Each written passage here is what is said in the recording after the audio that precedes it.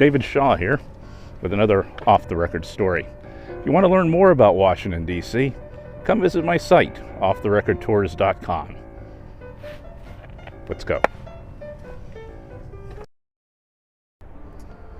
This headstone of Marguerite Higgins here in Arlington National Cemetery doesn't begin to do her justice.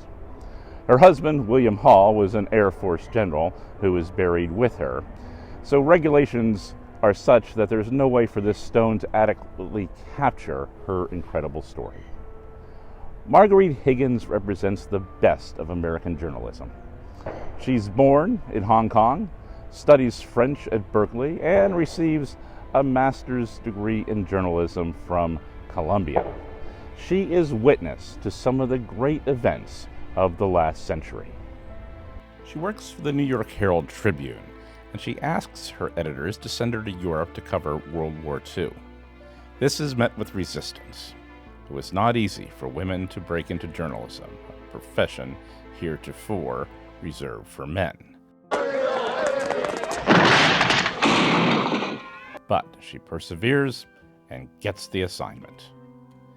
In Europe, she witnesses the liberation of the Dachau concentration camp, she covers the Nuremberg trials, and the Soviet blockade of Berlin.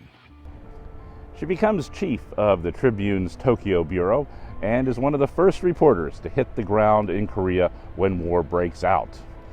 Initially, the Army bans women reporters, but she appeals to General Douglas MacArthur, who sends a telegram saying, "Ban on women correspondents in Korea has been lifted. Marguerite Higgins is held in the highest professional esteem by everyone." For her Korean reporting, she becomes the first woman to win a Pulitzer Prize for foreign correspondence. She continues covering foreign affairs and interviews Franco, Khrushchev, and Nehru, among others. She joins Newsday and goes to cover Vietnam, but while there, she contracts a deadly tropical disease. She is hospitalized, and she knows she is dying, but she continues to write her columns up until the very end. She is 45 when she dies at Walter Reed Army Hospital. Well, I hope you enjoyed that off-the-record story. If you want to learn more about Washington, D.C., things seen and unseen, arrange your tour of your nation's capital at offtherecordtours.com. Until then, I'm David Shaw.